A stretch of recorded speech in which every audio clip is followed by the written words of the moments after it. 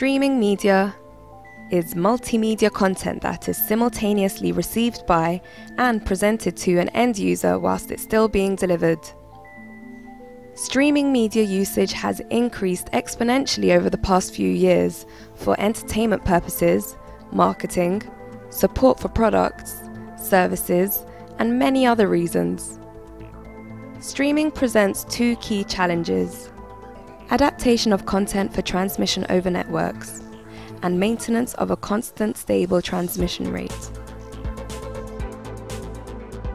Research shows that real-time entertainment traffic is increasing its network dominance, particularly in North America, where it represents nearly 50% of peak period fixed access traffic.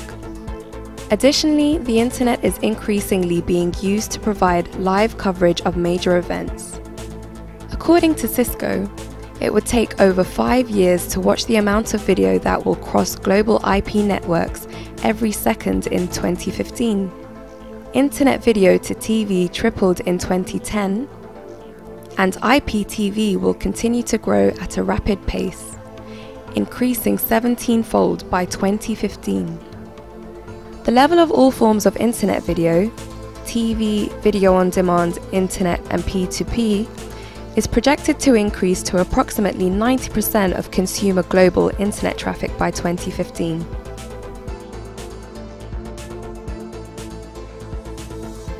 You may think of video files as AVI or MP4 files.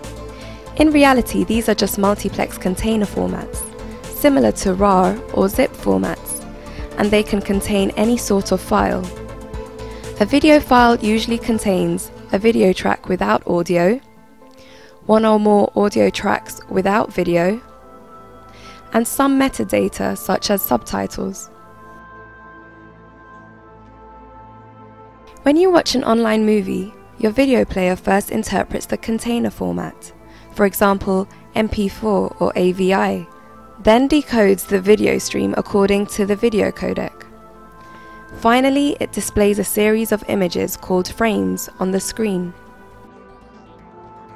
Modern video codecs can minimize the huge amount of information required to display the frames. Instead of storing each frame individually, intraframes and predictive frames, or I and P frames, are used for encoding. I frames contain the entire picture, but P frames only contain changes made since the last I frame. There are lots of video codecs. You may have heard of DivX and XVID, which are MPEG-4 implementations. The WMV family and VC1 are Microsoft-based, with VC1 evolved from Microsoft's WMV9 codec. The VP3 codec was developed by the Theora project run by the Zipf.org Foundation.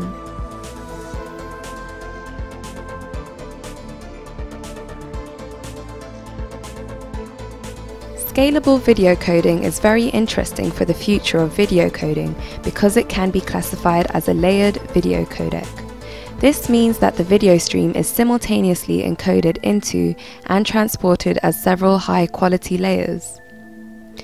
SVC provides a base layer and one or more spatial, temporal, and/or quality enhancement layers for the effective adaptation of the video rate to the available network rate, in return for some reduction in compression efficiency. Like video codecs, audio codecs are algorithms by which audio stream is encoded. Audio compression works mostly using psychoacoustics, the scientific study of sound perception, which provides high-quality signal compression which safely removes inaudible sounds. You should have heard of the word MP3. AAC, Advanced Audio Coding, was designed to provide better sound quality, and it can encode audio at any bit rate.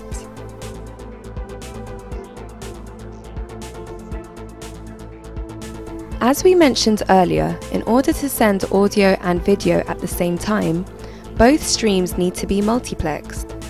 Advanced containers are able to multiplex video tracks, several audio tracks, subtitles, and metadata streams. These tracks are usually interrelated. An audio track contains markers to help synchronize the audio with the video. Some of the most popular containers include MPEG-PS, MPEG-2 TS, MP4, AVI, ASF, MKV, OGG, FLV, and MXF.